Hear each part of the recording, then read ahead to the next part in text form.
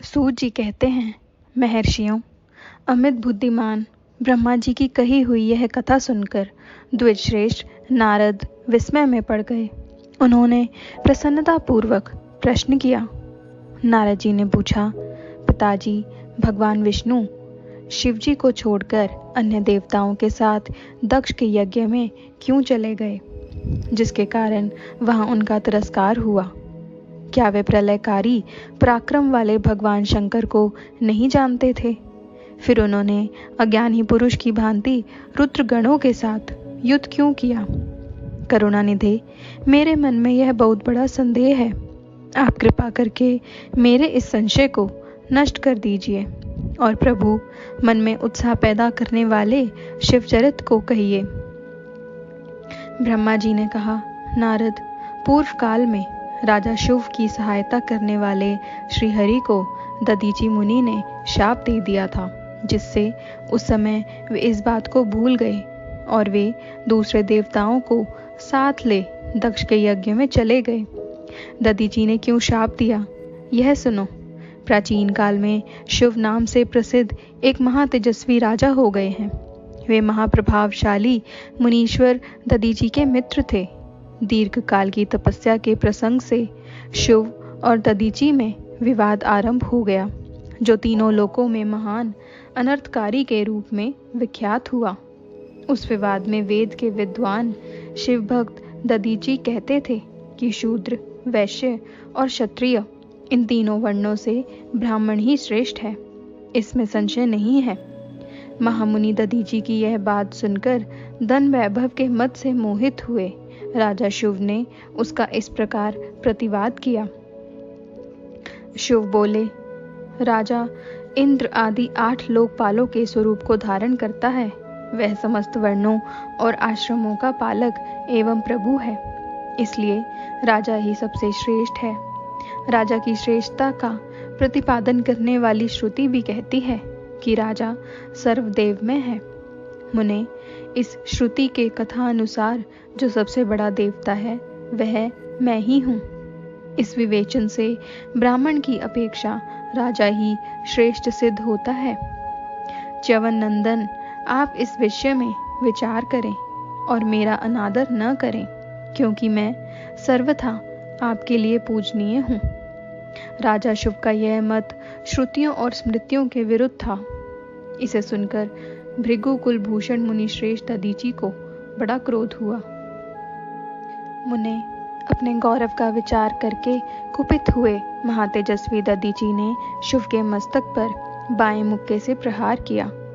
उनके मुक्के की मार खाकर ब्रह्मांड के अधिपति कुत्सित बुद्धि वाले शिव अत्यंत कुपित हो गरज उठे और उन्होंने वज्र से दधीचि को काट डाला। उस वज्र से आहत हो भृगुवंशी दधीचि पृथ्वी पर गिर पड़े। भार्गव वंशधर दधीचि ने गिरते समय शुक्राचार्य का स्मरण किया।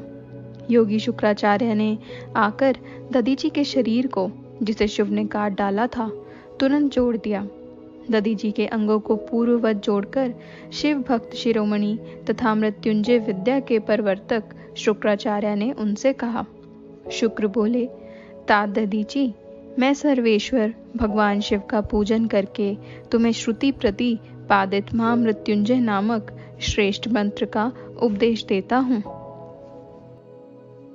त्र्यंबकम यजामहे, हम भगवान त्र्यंबक का यजन अर्थात आराधन करते हैं। त्र्यंबक का अर्थ है तीनों लोकों के पिता प्रभावशाली शिव।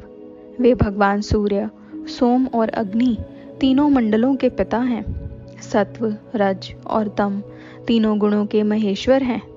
आम तत्व, विद्या तत्व और शिव तत्व, इन तीनों तत्वों के आहवनीय, घार्यपत्य और दक्षिणाग्नि, इन तीनों अग्नियों के सर्वत्र उपलब्ध होने वाले पृथ्वी, जल एवं तेज, इन 3 मूर्त भूतों के अथवा सात्विक आदि भेद से त्रिविध भूतों के, त्रिदेव अर्थात स्वर्ग के, त्रिभुज के, त्रिधा भूत सबके ब्रह्मा, विष्णु और शिव तीनों देवताओं के महान ईश्वर महादेव जी हैं।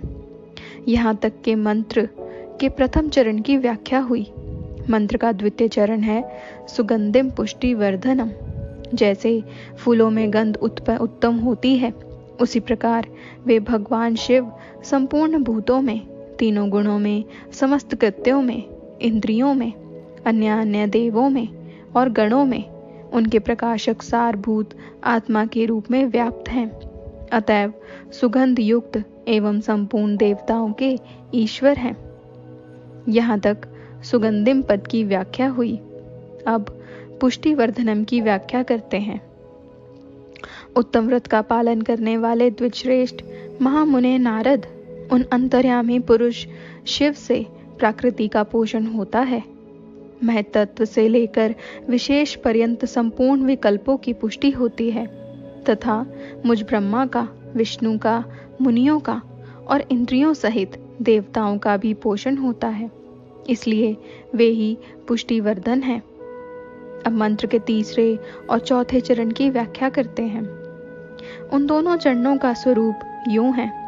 उर्वा रुकमेव बंधनान मृत्यु मुक्ष्य मामृतात, अर्थात प्रभु जैसे खरबूजा पक जाने पर लता बंधन से छूट जाता है, उसी तरह मैं मृत्यु रूप बंधन से मुक्त हो जाऊं, अमृत पद अर्थात मोक्ष से पृथक न हों। वे रुद्रदेव अमृत स्वरूप हैं, जो पुण्य कर्म से, तपस्या से, स्वाध्याय से, योग से अथवा ध्यान से उनकी आराधना करता है, उसे नूतन जीवन प्राप्त होता है। इस सत्य के प्रभाव से भगवान शिव स्वयं ही अपने भक्त को मृत्यु के सूक्ष्म बंधन से मुक्त कर देते हैं, क्योंकि वे भगवान ही बंधन और मोक्ष देने वाले हैं। ठीक उसी तरह जैसे उर्वा रुक अर्थात ककड़ी का पौधा अपने फल को स्वयं ही लता के बंधन में बांधे रखता है और पक जाने पर स्वयं ही उसे बंधन से मुक्त कर देता है। यह मृत संजीवनी मंत्र है, जो मेरे मत से सर्वोत्तम है। तुम प्रेम पूर्वक नियम से भगवान शिव का स्मरण करते हुए इस मंत्र का जप करो। जप और हवन के पश्चात इसी से अभिमंत्रित किए हुए जल को दिन और रात में पियो तथा शिव विग्रह के समीप बैठकर उन्हीं का ध्यान करते रहो। इससे कहीं भी मृत्यु का भय नहीं रहता। न्यास आदि सब कार्य करके विधिवत भगवान शिव की पूजा करो। यह सब करके शांत भाव से बैठकर भक्तवत्सल शंकर का ध्यान करना चाहिए। मैं भगवान शिव का ध्यान बता रहा हूँ, जिसके अनुसार उनका चिंतन करके मंत्र जप करना चाहिए।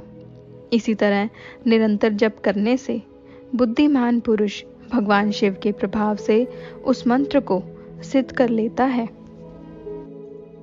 जो अपने 2 कर कमलों में रखे हुए 2 कलशों से जल निकालकर उनसे ऊपर वाले 2 हाथों द्वारा अपने मस्तक को सींचते हैं, अन्य 2 हाथों में 2 घड़े लिए उन्हें अपनी गोद में रखे हुए हैं तथा शेष 2 हाथों में रुद्राक्ष एवं मृग मुद्रा धारण करते हैं, कमल के आसन पर बैठे हैं, सिर पर स्थित चंद्रमा से निरंतर झरते हुए अमृत से जिनका सारा शरीर भीगा हुआ है तथा जो 3 नेत्र धारण करने वाले हैं, उन भगवान मृत्युंजय का, जिनके साथ गिरिराज नंदिनी उमा भी विराजमान है, मैं भजन चिंतन करता हूँ।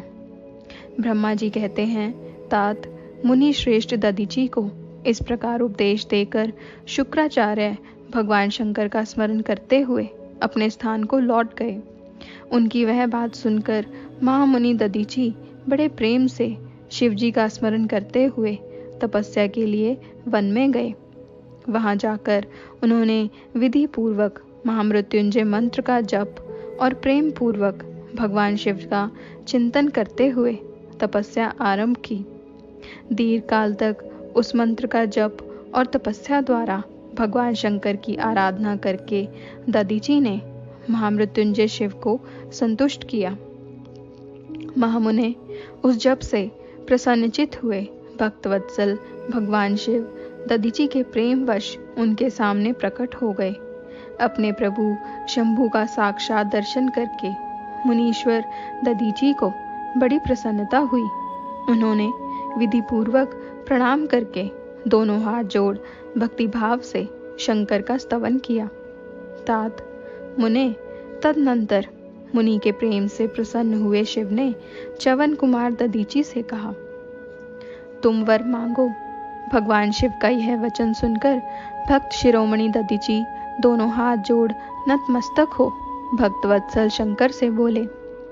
दधीची ने कहा, देव देव महादेव, मुझे 3 वर दीजिए। मेरी हड्डी वज्र हो जाए, कोई भी मेरा वध न कर सके और मैं सर्वत्र अधीन रहूं, कभी मुझ में दीनता न आए। दधीची का यह वचन सुनकर प्रसन्न हुए परमेश्वर शिव ने तथास्तु कहकर उन्हें वे 3 वर दे दिए।